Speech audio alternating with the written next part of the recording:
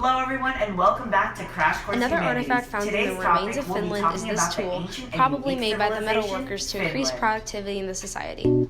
Today we only use items like this for eating, but back in this ancient society they were used for eating, fishing, harvesting small fruits, and in desperate times as a weapon. It was made with a long handle and several sharp extensions, which was revolutionary as before this the only metal shapes were flat and in one contiguous block. If you thought we were talking about that cheap old Scandinavian country, you're wrong. Today we'll be talking about the civilization that worships mermaids. Here's how it came to be. Pop it, Bubble, take it away. In a time before time, in the middle of a dark universe, a water spirit flourished. The water spirit had lived alone among the silent darkness for as long as she had existed. One day the water spirit became impregnated with 3 children. The first was named Amathia, the second Daria, and the third Ocarina. Finally the day came for the water spirit to pass on her gifts to one of her children. The water spirit decided to hold a contest to test the mermaids on their strength and skills to determine who was the most fit for inheriting her powers. Daria, who had always been the weakest, struggled and eventually was killed by the difficulty. When she died, her body sank into the water until she could no longer be seen. Amathia and Ocarina were more evenly matched and fought it out to the end. The decision was ultimately left up to the water spirit. She decided she would pass along her gifts to Amathia. Ocarina was outraged. She had done just as well, but her mother didn't choose her. She dove into the water and could no longer be seen. The water spirit had torn her family apart. She was too upset about losing her children to go on. She cried for 23 days and made the water rise twice its size. When the water fell back to normal, the water spirit was nowhere to be found. Amathia searched for her sister and mother for years and found nothing except for a large island, which appeared from the same spot where Daria had died. Amathia proclaimed the island Finland because the west tip of the island reminded her of Daria's tail fin. Amathia became so lonely she decided she must create another living soul to cure her aching. She spawned a man on the island. This man had many imperfections and died young. His name was Conch. Amathia decided to try again with another man named Morris. Morris and Amathia began to fight over the next step Amathia should take with her powers. Morris thought it would be wise to create more humans to live with him, but Amathia thought it was more important to create other forms of life. She gifted Morris with a large brown furry creature, and she named it Moose after Morris. However, soon after, Morris was trampled by the moose and died immediately. Amathia tried a third time to create a perfect man, and in an attempt to keep this man happy, she created another person to create him company in Finland. This person was different because this person was a woman. These two, Shelby and Corral, became very close and ran off to be independent from Amathia. Amathia began to create many gifts in hope that Shelby and Corral would come back. She created flowers and grasses and animals and hills with the richest soil, but Shelby and Corral did not come back. Amathia began to mourn the loss of him. At first she made the weather only slightly more breezy, but she found that this was not enough to show her pain. She created harsh winds and froze the ground. The temperatures dropped lower and lower, and Finland became a wasteland. However, this only lasted a few months, and then Amathia began to settle down. The weather warmed up and the ground unfroze. Grass peeked out of the ground once again, and the fruit ripened. It was a time of refresh and rebirth both for the island and Amathia. One day, Amathia decided she had interfered with the island long enough, and resided to her new home in the sky. Back on the island, Shelby and Corral continued to live and populate the island. They farmed the first soybean and sugarcane plants, built shelters, and of course raised their children. They praised the Lady of the Sky, who had once created them, and now allowed them to live happily. Thanks, Papa Bubble. Because Finland derives from 3 different mermaid goddesses, the religion is polytheistic. This symbol of the 2 fish in a circular formation was often found in Finland on different forms of art and architecture, such as baskets, woven tapestries, and teepees, to show that the property or art was blessed by the water spirit and the mermaids to have good luck. These 3 savage sisters fought to the end, and because of that, the ancient society wanted peace, and only peace, throughout their community and surrounding communities. The current king of Finland is the mermaid's closest male companion or boyfriend. And because of this, he's the religious leader and political leader. He makes all the laws and rules the land. One of the king's belief system is to maintain a trade society. They do this to prevent feud from other communities and also have an economic wealth. To support this civilization, there are many jobs and occupations that people can come up to, such as the fisherman, the weaver, logger, and metal worker. And also, above all of them, of course, the king. The fisherman. This society only eats fish as its meat source because it's blessed by the water and spirit. All land and sky animals are holy and not to be eaten. The lumberjack. This society has a very heavy tree population, and because of this, they can log and use that for trade. They can also use it to build other things, such as houses and other tools and weapons they need. The farmer. The farmer likes to grow things such as sugarcane, yams, beets, soybeans, and other tree fruits such as apples and pears. These types of fruits and vegetables exist in this community, and they can use it to sustain the population and for trade. The weaver.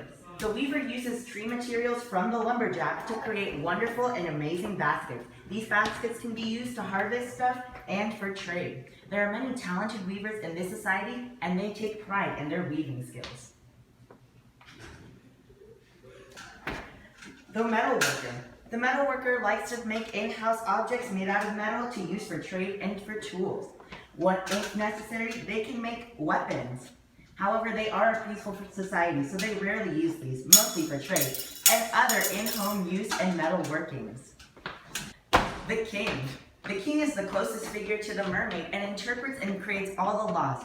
He makes sure what the mermaid wants is what she gets in the civilization. He enforces the rules and is also the religious leader of the community. This civilization is a monarchy run by the descendants of the last true boyfriend, or even the boyfriend himself if he's still alive.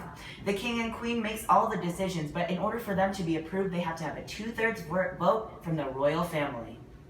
There are also many other titles in the government, such as Duke, Duchess, Lord and Lady, and Prince and Princess. Although they have social hierarchy over most people in the society, they frankly don't do anything in the government. Speaking of social hierarchy, at the top of it is all government officials and the monarchy. They make the rules and rule the land. Second to highest are the traders. They make products to trade to other communities and help with the economy. Third is the agriculture and farmers. They farm food to sustain the society and help the traders trade. And at the very bottom are the lazy. These individuals don't have jobs or are unable to perform tasks. The lazy also are seen as the bottom of the food chain because they don't help promote peace. They don't do anything, and therefore they are at the bottom of society. The lazy are also at the bottom of the food chain because they don't promote their religious beliefs of peace and prosperity. The higher you are in the social hierarchy, the more privileges you have and the more money you get. You're based on your social hierarchy based off of what you do as a living and if you promote peace and prosperity. This civilization does not have patriarchy or slaves because they believe that peace is the only way to go. Because they are a simpler society and promote peace, they don't have that many technological advances or items. They only have what they need for the economic sector to help them get more money, such as fishing boats, fishing poles, and nets and axes. Another artifact found in the remains of Finland is this tool, probably made by the metal workers to increase productivity in the society. Today we only use items like this for eating, but back in this ancient society they were used for eating, fishing, harvesting small fruits, and in desperate times as a weapon. It was made with a long handle and several sharp extensions, which was revolutionary as before this the only metal shapes were flat and in one contiguous blob. However, to increase efficiency and bring in more money to the economy, they would like a wheelbarrow or a chariot. However, they are afraid to get these stuff because they don't want to be using it for the wrong purposes and not for peace. The architecture of this civilization includes trading teepees where they can trade with other communities. These teepees are made out of logs and weaving materials from the weavers and loggers. They also include small shrines to the mermaid so that they can worship her, and also small teepee houses to live in. For writing and keeping trade records, what they do is that they get rocks or knives and they dig into the fish bone or dried fish skin to keep for trade records. They use various lines, however they are not precise. They are very jagged and unstraight. They do this because they believe that the water spirits have blessed the fish, and in order to do that, they must use every part of the fish to show honor and respect to the gods.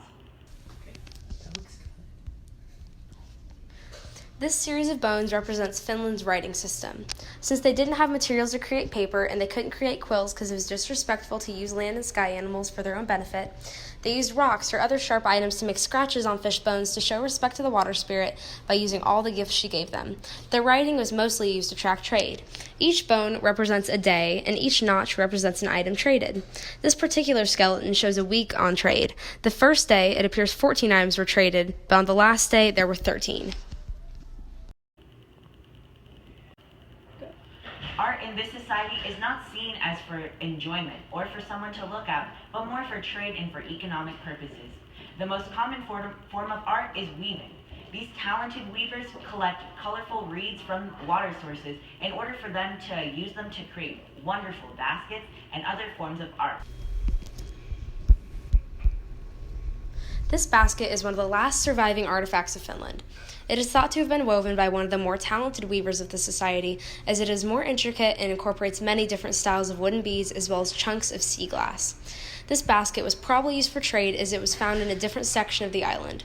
The more sea glass found in a basket, the more respect Finland had for the other society. Remember good old Shelby and Coral? Well, their kids ran off thousands of years later to create new societies. However, all of these societies still worship the mermaid goddess. They all are peaceful to each other and have the same beliefs and are crazily identical.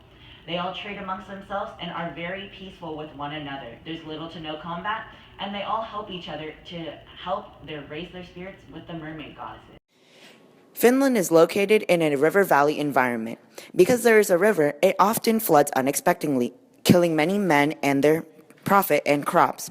Many believe that the river floods unexpectedly due to the mermaid's emotions. Whenever the mermaid is sad or breaks up with her boyfriend or is with a fight with him, it often floods because of her sadness and tears. Whenever it is happy, the river stays normal. Finland society is a peaceful one, and they don't like to have violent conflicts with each other or with anyone else. Because of this, they are able to prosper economically and be wealthy. Thanks for watching Crash Course Humanities, and we'll see you next time. Bye!